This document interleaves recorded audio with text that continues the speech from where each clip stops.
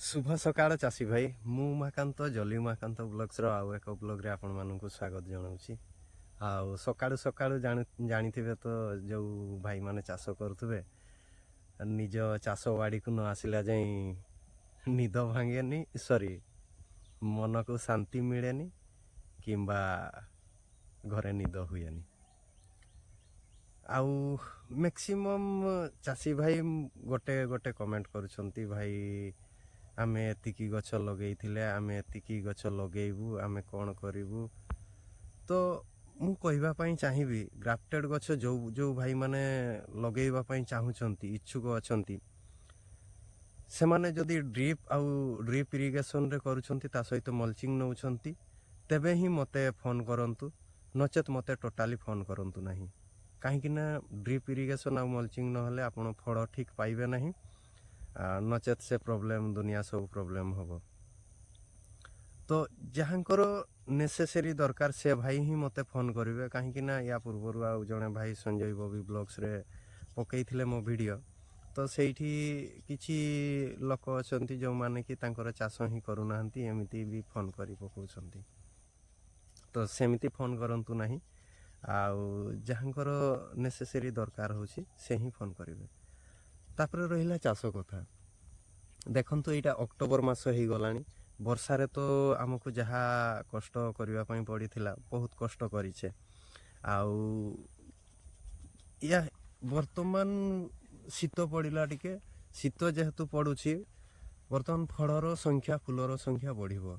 आउ याकू रखिबे केमिति फूल को बढ़ेइबे केमिति फूल रखिबे केमिति नचेत फूल तो आसुथुबो ड्रॉपिंग हो जाउथुबो ता पई कोन करिवे।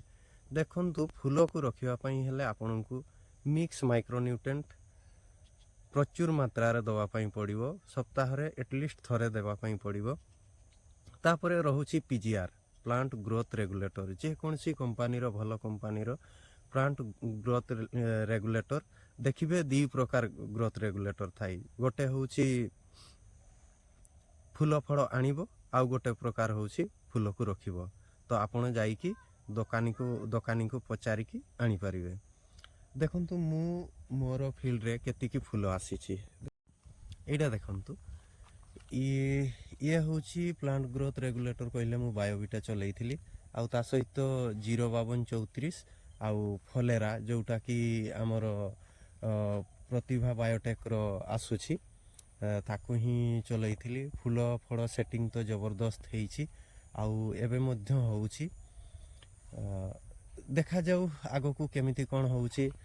सेते बेले तो एते मात्रा रे फळ नै पारि नथिले वर्तमान जेहेतु खरा टिके होउछि शीत भी आसी गलानी पाग अनुकूल अछि चासी को पई तो फूल फळ ठीक ठाक सेटिंग मध्य हेछि।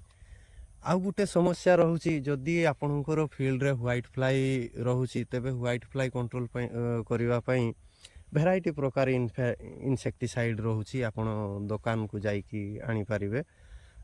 ता सहित जदि फळ माछी लागुछंती ता पई मध्य टॉप लेवल रो मु किछि कहि दउछि जहा कि रहिला एक्सपोनास डेलीगेट ग्रासिया सिमोडिस टाटा सुमित एई सब को व्यवहार करि पारिबे। ए सब को व्यवहार करले आपन को भलो लाभ मिलिबो।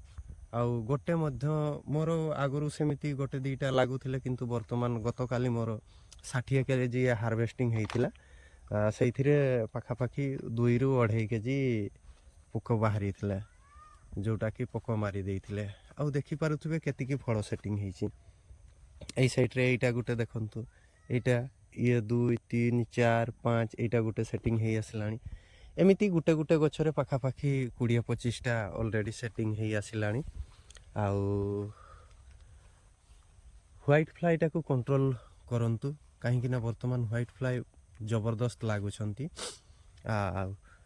फूल आसिला परे भलो पीजीआर गुटे दियंतु जहा फलर कि फूल लागी रहिबो झड़िबो नाही फूल ड्रॉपिंग समस्या रहिबो नाही।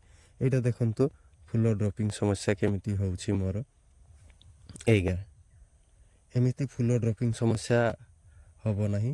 आउ ता पई मध्य किछि पीजीआर दियंतु आजि मु से फूल ड्रॉपिंग समस्या को पई पीजीआर स्प्रे करिवि ତାପରେ ଦେଖାଯାଉ ୟା ପରେ ଆଉ ଗୋଟେ ଭିଡ଼ିଓ ପକେଇବି।